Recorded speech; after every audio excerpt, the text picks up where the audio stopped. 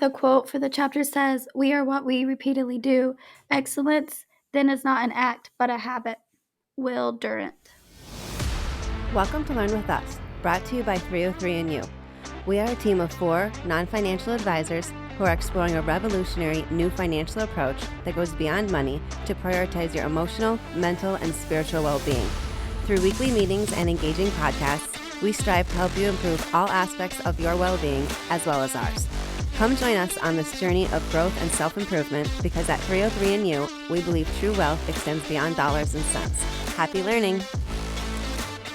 Hello, everyone, and welcome back to Learn With Us, brought to you by 3o3andyou. How's everybody doing? I'm doing pretty I'm good. great. It's a good day to be alive. Always is. We're going over Part 3, Chapter 13 through 18. Retire Before Mom and Dad by Rob Berger. Part 3 is Buying Your Freedom, which is something I feel like I finally have hit the realization of, because I'm ready to literally get rid of everything right now, like all of it. This is quite literal. You have to. We are quite literally working so that we can buy our freedom. The easiest, for our new people is that to buy our freedom, we need to learn how not to spend money.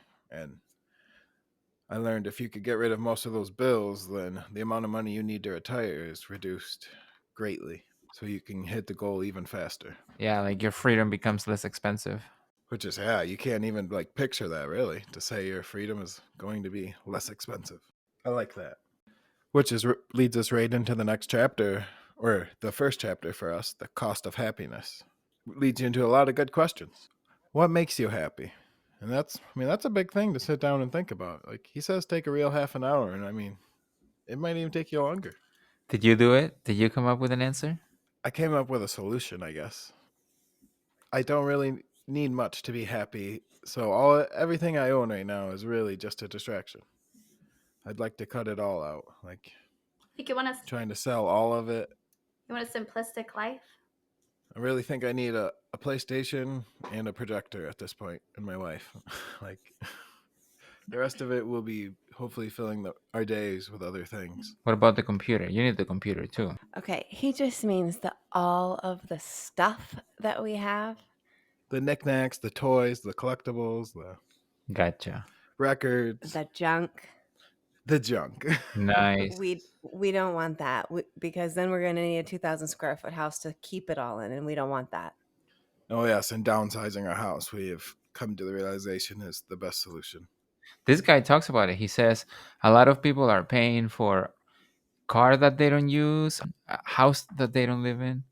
Yeah, the car actually is a big one too, but the house it's definitely huge. No, and when we did this book the first time, we literally sold our car. After reading that. One of them. We had 2, so we sold one. Or got rid of one. Got rid of, yes, I guess would be the best. It's not like we made any money off it. It was No, we gave it back to the bank. Right. We said, we don't want this. It's not worth it. Take it back. Which he did say is one of the solutions, actually. I remember saying that. Best way to get rid of your debt is give back the thing that cost you your debt. Mm-hmm. We just had a win that we did actually yesterday. We eliminated like a $45 a month bill. I mean, that's not a lot, but we got rid of a bill that's $45 a month. So now that's an extra $45 that stays in our pockets and $45 less that we pay out every month in debt. So we got rid I hope it's not staying in your pocket, though. We got rid of a storage unit. You should be using that money instantly into your savings, according to him. Into your investing. You know it, but you know something else, man? That was a freaking storage unit that I had for years. And you want to know what ended up for most of the stuff? Yeah. We ended up tossing it. Well, it was from when I was living in my van. I used to live in my van, so I used to use it as a storage unit. All that stuff gets ruined and it ends up all being trash. It's such a waste. It's such a waste. And if you needed it, you'd be using it. It's really that simple. It's hard to accept that fact because you're like, oh, but that one time when I decided to go, you don't need it. Oh, you're talking about the stuff? Yes. Yeah, really the only thing we kept was there was some books in there that we kept and a couple tools. That was it. It's like that trick that they teach you. You can take all the stuff out of the junk drawer and put it in a box. And 3 months later, if you haven't looked for a single thing that you put in that box, then just toss it all because you never needed any of it. That's what I want to do with my whole life. No, that's Nice. really, it's weird to say that because I'm like, who are we? Like, that doesn't even sound like us. No, I've been like this for a while. It I was haven't you. been. I've Sometimes been waiting for you. sometimes I like want to go through stuff that I haven't used in a while, but then I get worried about going through it because I'm going to be like, "Oh yeah, I forgot I had this and that. And oh wait, I do like this." And then you're like, "Why did I even open it?" Put that back. I'll eat it later. Yeah. Or it's like, "Oh wait, I forgot I had this shirt. I'll wear this even though I haven't touched it in 3 years." This is all stuff that we think makes us happy, but as we're coming to realize through this book and through putting it to real use is that the things that make us happy is really simple. It doesn't take all of this. Did you make a list yourself? For Yeah. those of you who haven't read the book, we know who you are. Or you take everything that makes you happy, write it down, and then you write it down what it cost you, and then you have to see if the happiness is worth the price to your freedom. Did I do that right? Yep. Yeah, that was right.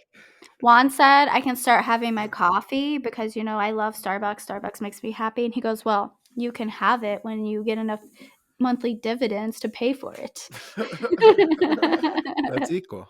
Then you're not really losing any money. I haven't had Starbucks in like 2 weeks now, okay, guys? I don't drink it all the time. Good job. So, is there can somebody explain about Dawn and Wendy and this little story?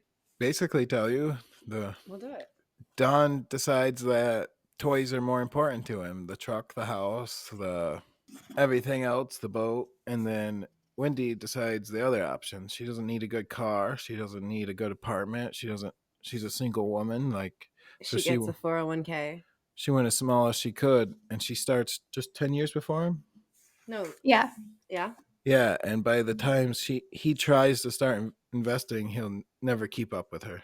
It's like impossible. Well, yeah, and remember they both get a $10,000 bonus, and he blows his, and she automatically puts hers into an investing account, and so she was already $10,000 ahead Oh, of him. that was how. Okay, I did miss that. How she Yeah, had but such a big lead on him. I think he also started 10 years after her, Yeah, if he I'm not started. mistaken. That's part of the trick too, is that she did it for the first 10 years and then he did it for the last 30 years. Oh yeah, because And she was Oh yeah, still she did ahead. stop. I she forgot didn't to have to mention do that. it after 10 years, right? That's Yeah. what it said. And for the Or it was first if she didn't touch it after 10 years, that she would still be okay. And for the first 10 years, Don just kept saying that he considered doing all of these things that Wendy was doing, but he was young and he had time to do it later. Mhm.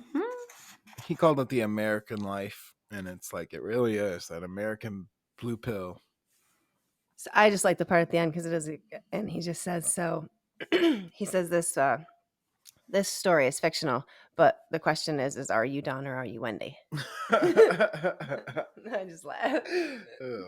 That's it. That was Are you it. Don or are you Wendy?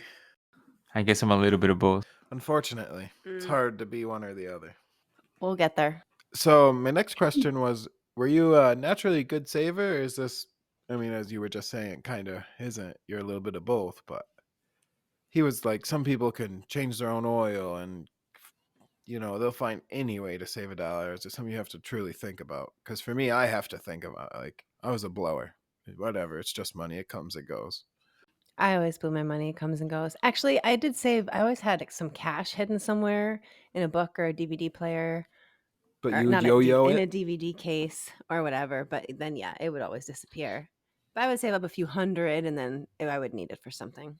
Which that is literally the yo-yo. That's hilarious. You would keep it for a minute, blow it, Like and then end up with nothing. I wanted and to then keep do it. it again, get Yeah. it even bigger, and then Yeah. nothing. Yep. Pretty much. I'm usually always been good at saving my money, but I would end up spending it after I got like so many thousands of dollars. But I wouldn't like go out and blow it, say on like one big purchase. I would work seasonal, so I would work all summer and part of the fall, and then I would take like 5-6 months off every year, and then I would do the same next year. Save up money, take 5 or 6 months Oh, off. so it was more like a nest fund than a. I guess so. Actually, it might have been Whoa. 7 months that I took off. But anyways, Oh, yeah. wow. Juan? Yeah, to me, saving is also easy. when I was the first time that I got money, I saved it. My brother spent it all in candy. Oh yeah, you did tell that story before, I remember. So your question pertains to chapter 14, actually, which is freedom first, latte second. It says, I have friends who are natural born savers, which we were ready to jump into that chapter anyway. So there's a quote. It says, do not save what is left after spending, but spend what is left after saving. It's from Warren Buffett. So that means I can still have my lattes. I'm kidding. Well, kind of. So save first. That's point one. Yeah, that's a mindset. That's the mindset that you need to have. Oh, and the solution for yo-yoing is auto investing, which something we were talking about earlier today. It was like I was hoping you instantly took your storage savings and put that into your investing, so that way, because you're used to spending that money, it's not like you're going to be like, where's this money coming out of? And that's the coolest part about bills being transferred into money, slaves, I guess, at that point. You actually were just talking about upping your auto investments. No, I did. Well, I found a stock that's supposed to give you 10% dividend, and I'm like, wait, this is too good to be true. Let me see. Doesn't I'm hurt to willing to try lose. sometimes. I'm willing to lose. I'm willing to lose $45. So I bought, I don't know, like five stocks of it.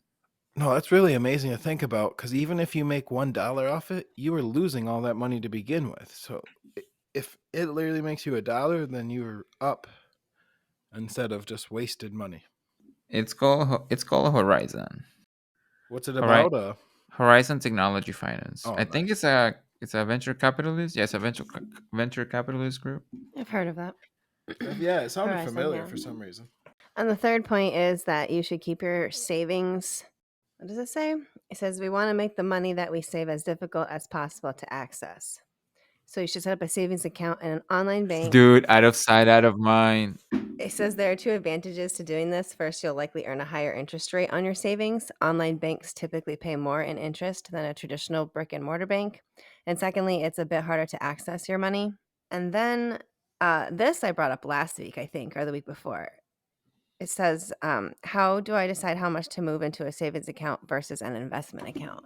So when I asked last week or whenever it was, if you're supposed to use your investments for your emergency funds and what like not, I mean, this kind of points out that no, you should not. You should have a bunch of different accounts for everything.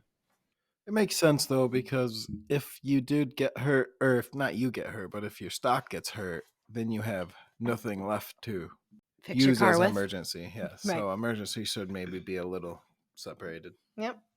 Totally. That's a decision you have to make. Oh, and we do auto invest through Stash, which can't talk about enough. He was talking about it, but that's really the most helpful thing. Is it's gone Monday, which I know everyone gets paid different days, but that's my day. So Monday it comes out, and I don't have to worry about it again. It's like a bill, basically. Nice. But a bill for the future. It's super simple. No, like I feel like Amanda said this before, but once you learn the app, it's really, you're like, oh, this is nothing. I mean, it looks intense, but it's really simple. It's really not. If you can read.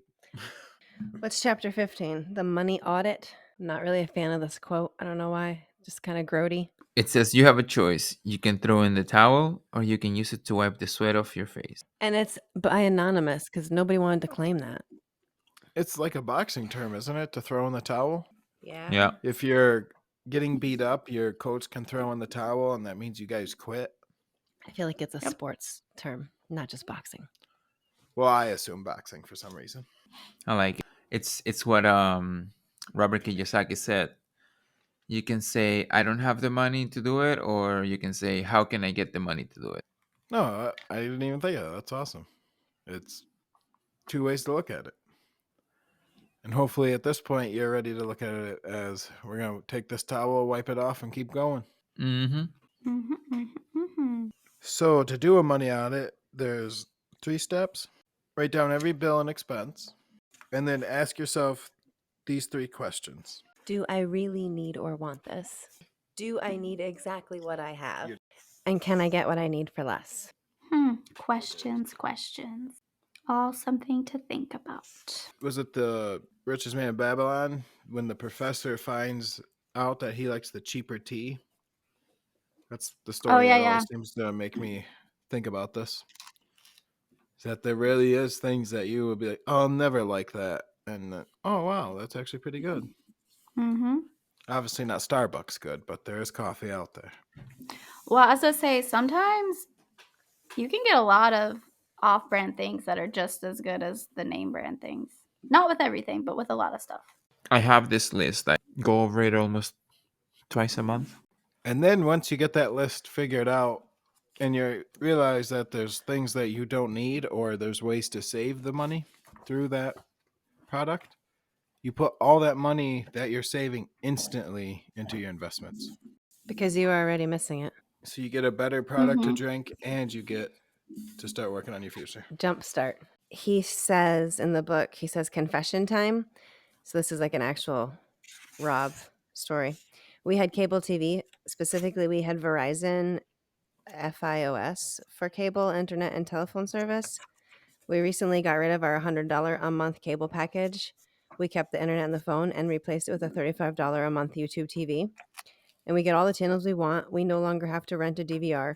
YouTube TV comes with the ability to record shows, and we can watch TV from any device, including our iPhones and our iPad. Most days, I use my iPhone to listen to business news while biking to the gym. Total monthly savings is $65. So his $65 a month in savings will grow into a pile of cash. If it's at a 9.3 return after 10 years, it's almost $13,000. After 20 years, it's 45 grand. And after 30 years, it's $126,000 just from And that's dropping off not your cable bill. I don't need TV to save myself that much money. This chapter ends with a point that Juan, I feel like, was bringing up last week or the week before. I wanted to say that I did follow the advice that he gives on increasing the deductible for your car insurance so that your monthly gets reduced. That was a good idea. Because the probability of getting into an accident is so low that over the years it just you get the difference back. How much of a savings are you getting? Enough to notice.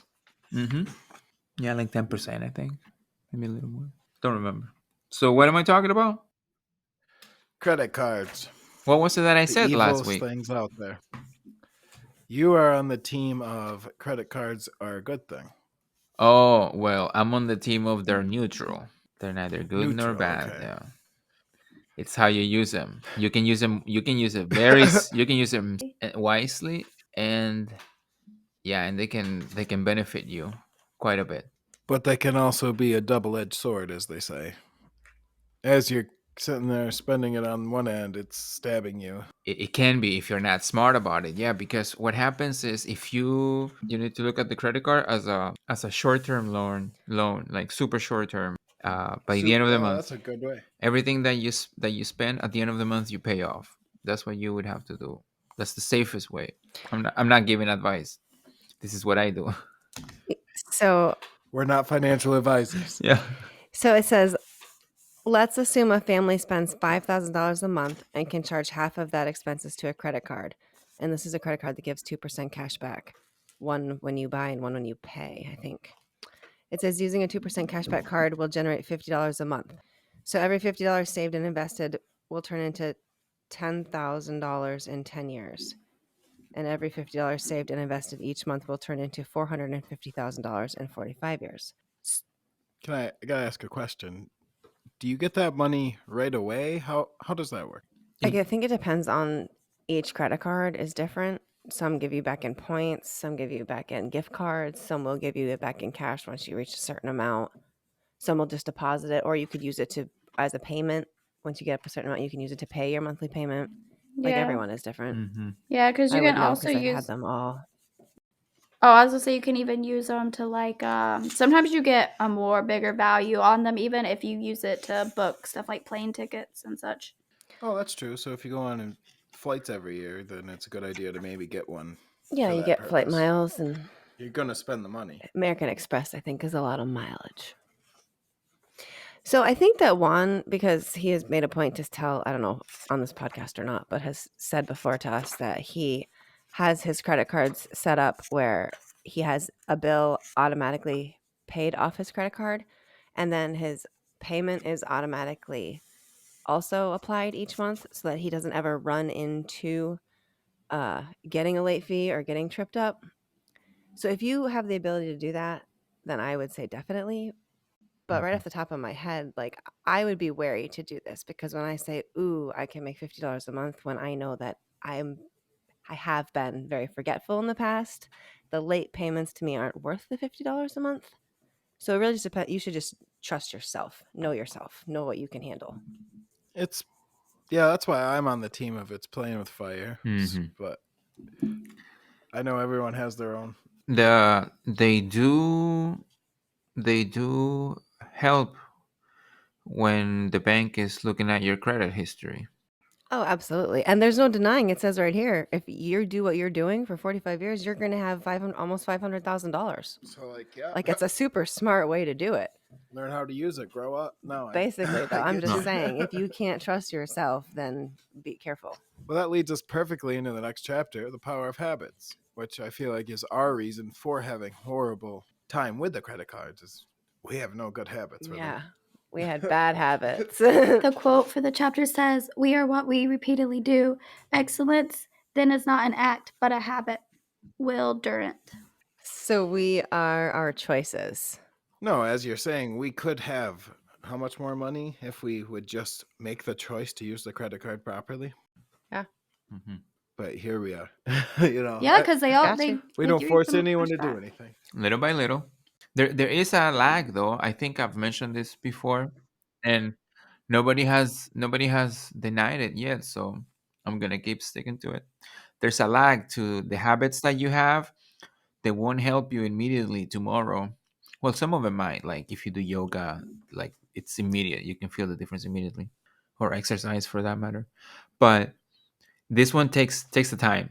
I don't know. I wouldn't know. I would say maybe a month or I think you said 2 two. years last time or something. Yes, like We're for 2 it years to behind. You're really. like a shadow or something, an echo.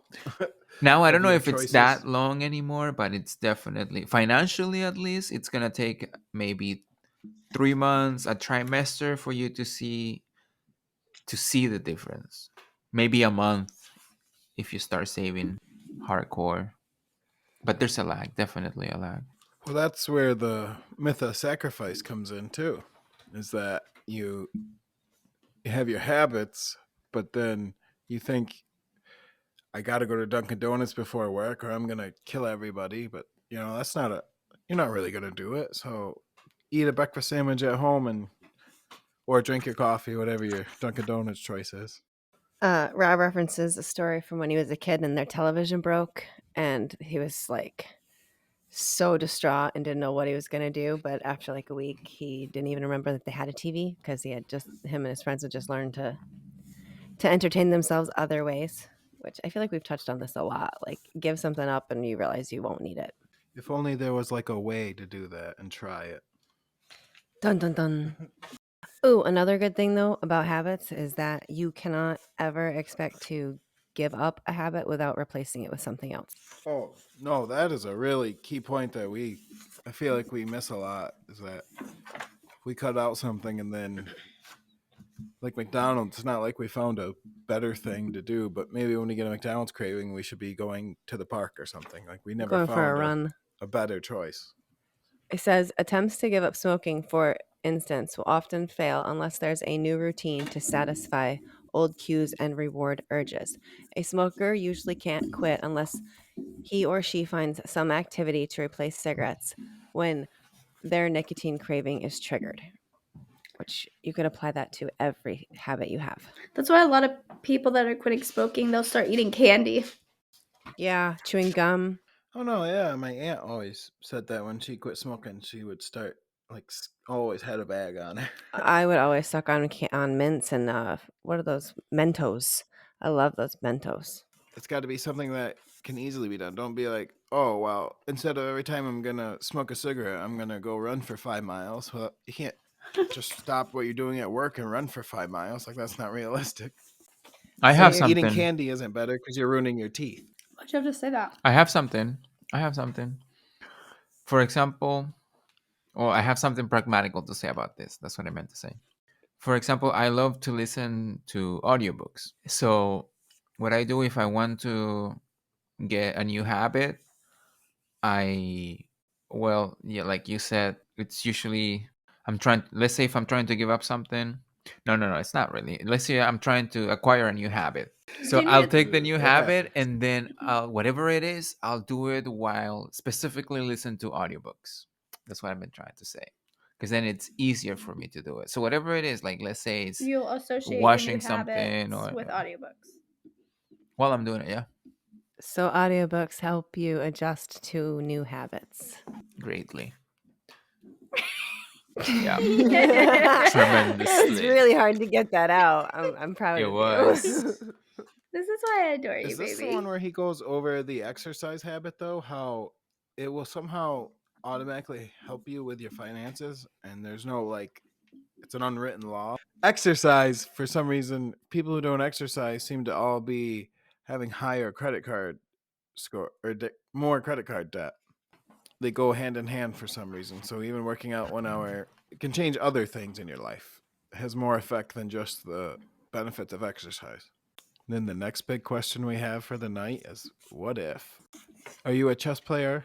We play, Not a good but one. not really a lot. Yeah, I play chess.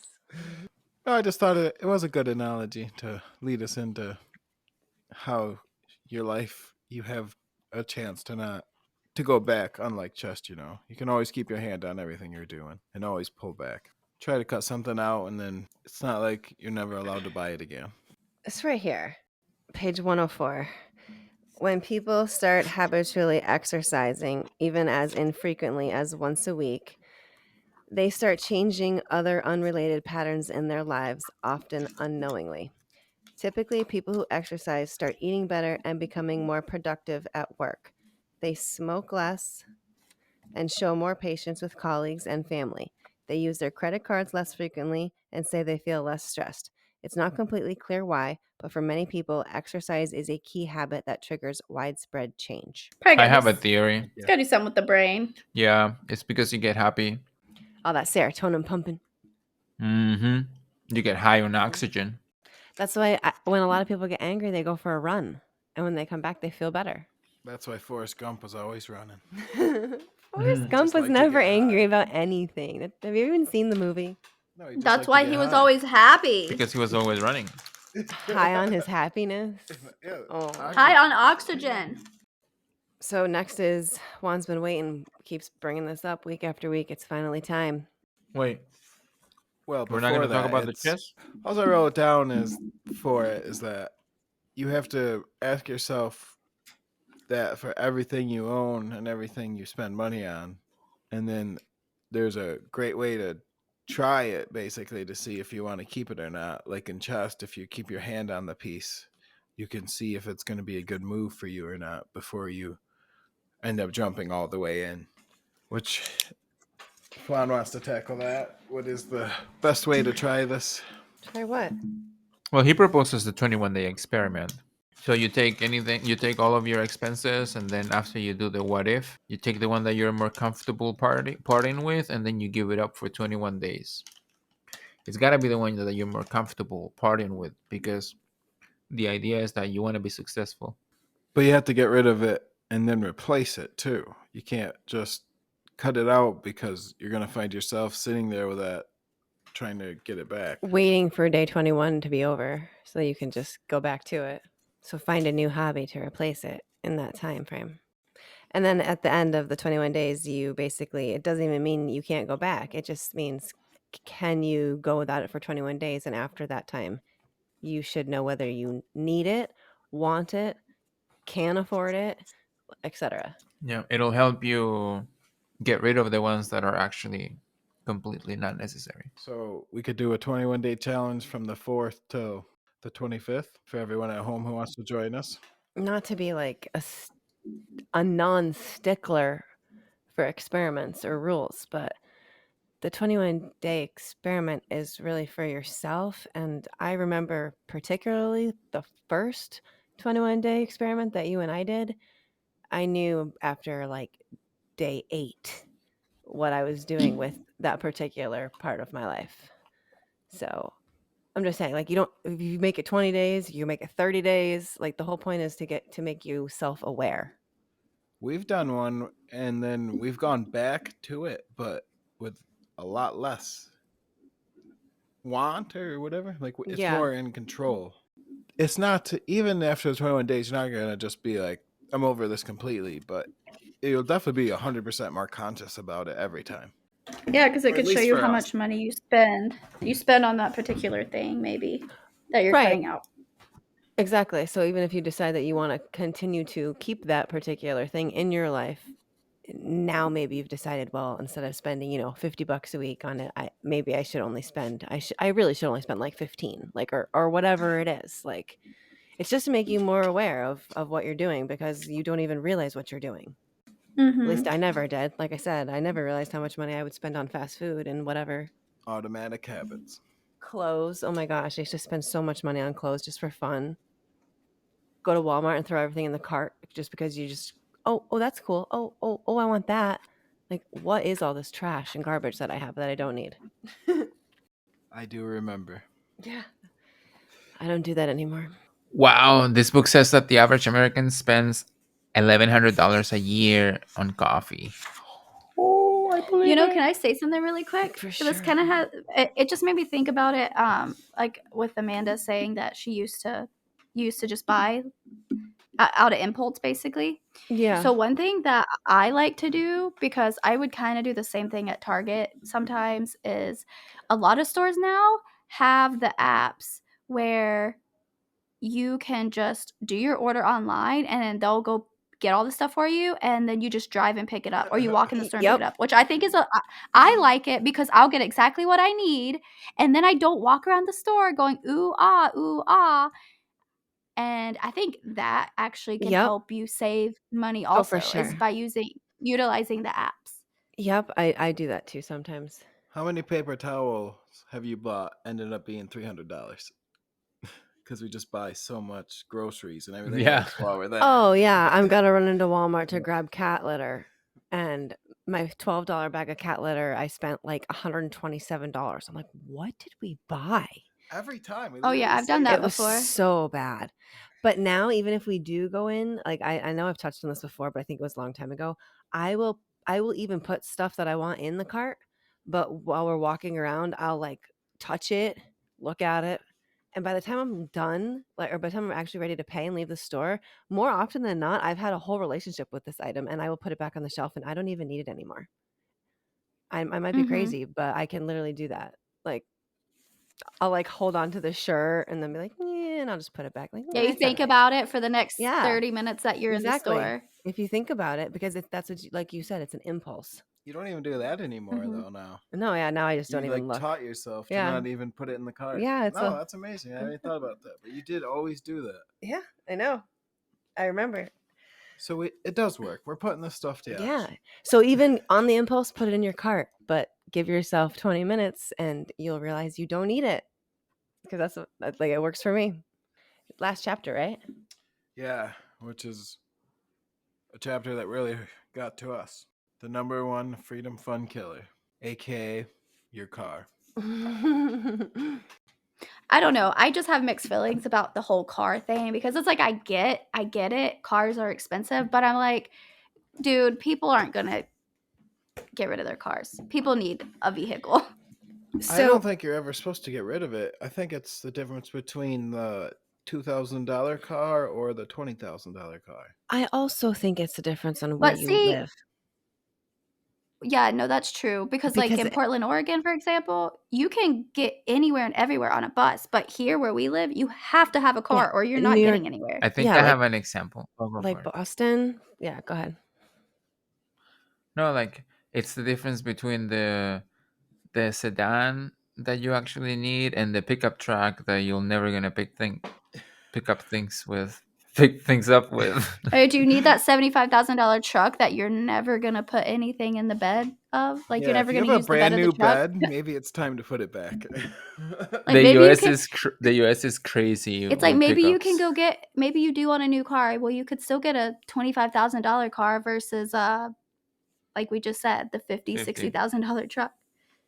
It's amazing. Yeah, I don't want to name names, but I know people whose car costs maybe 2 times more than they make a year. Oh I have an example. Years ago, I was just working as a server, and I was making like $20,000-$30,000 a year. And I went out and bought a brand new 2016 Chevy Silverado, all black decked out. The loan was like for $48,000. It was a lease. My payment was almost $500 a month. It was the best truck in the world. I felt like, wow, it was all jacked up.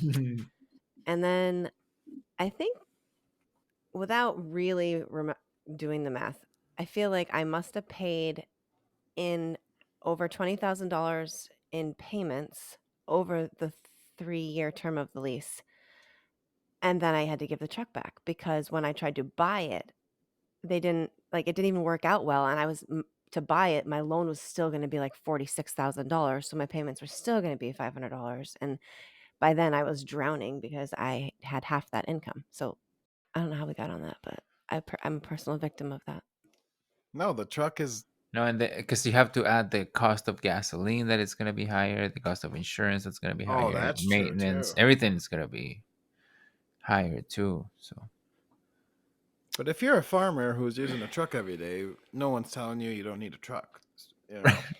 But if you're a farmer and you're using a truck every day, you still don't need a $60,000 2023 decked out F350. truck that you have to have full liability and collision and all this other stuff on. Like, buy yourself a $10,000 truck and put some, liability insurance on it for $50 a month. Like, that's like only get what you need. Well, and if you get a car that's just 1 or 2 years older than whatever the current year is, you'll save so much more money. Absolutely. And if you can get a car and not have it be on a loan in any way, shape, or form, then you don't have to have all that extra costly insurance if you don't need it.